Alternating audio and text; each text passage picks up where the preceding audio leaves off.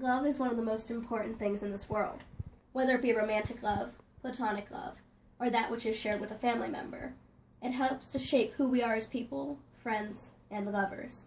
It breaks hearts, it holds people together, and even helps to contribute to the very foundation of our lives.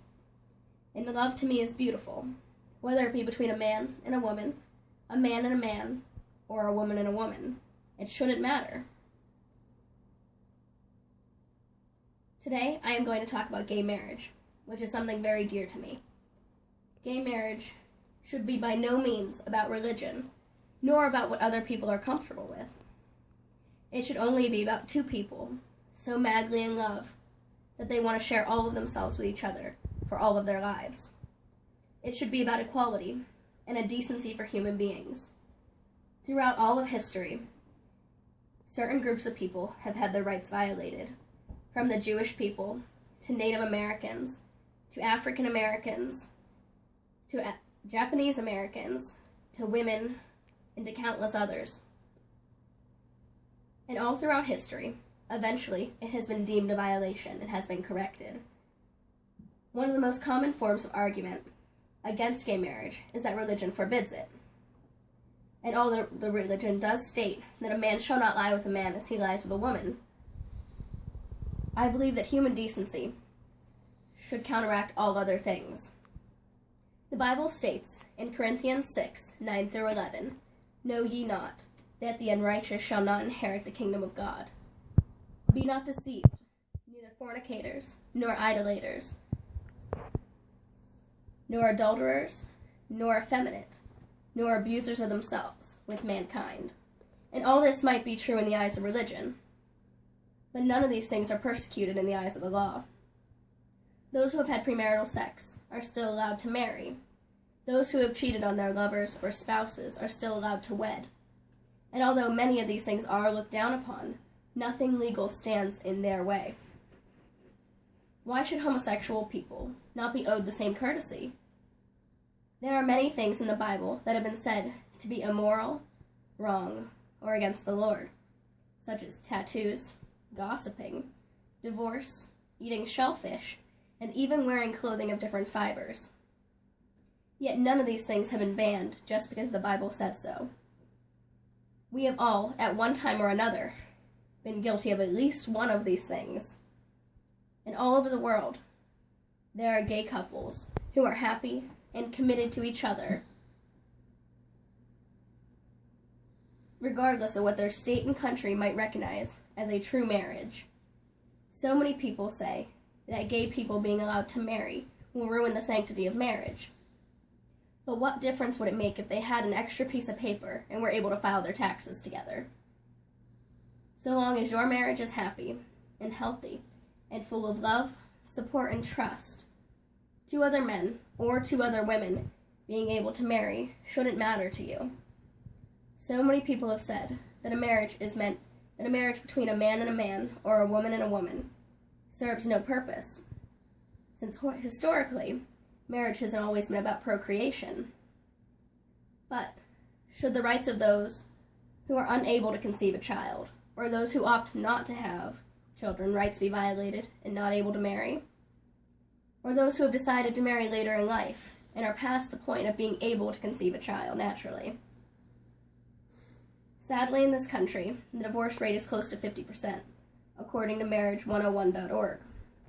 However, there is a correlation between gay marriage being legalized and a drop in divorce rates.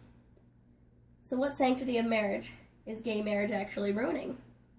I have been lucky enough in my lifetime to be surrounded by people who happen to be gay, who have brightened my life in so many ways. From my childhood drama coach, to my sister's best friend growing up, and even to my own current best friend. And each of these people have taught me something valuable. My drama coach has been loving and committed to his partner of over 20 years, and they have not wavered for even a moment. A few years back, he posted on Facebook saying how they had been together for 19 years, and that he only hoped that someday he would be able to call his partner his husband. I don't believe that any single human being deserves to suffer or not be allowed to marry. for such a simplistic thing as happiness. According to Huffington Post, Pope Francis was asked about homosexual priests, and when he responded, he said, "If someone is gay, and he searches for the Lord, and has goodwill, who am I to judge?"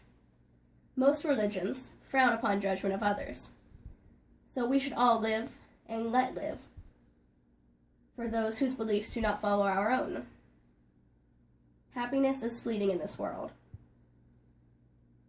and every single person deserves the right to do their best to be happy for all of their lives.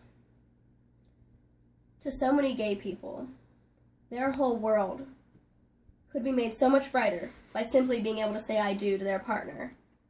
Every single person deserves the right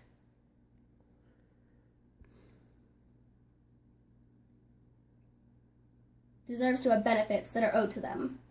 A man who is committed and devoted to his partner should be capable of being on his partner's insurance. It would be a matter of life or death.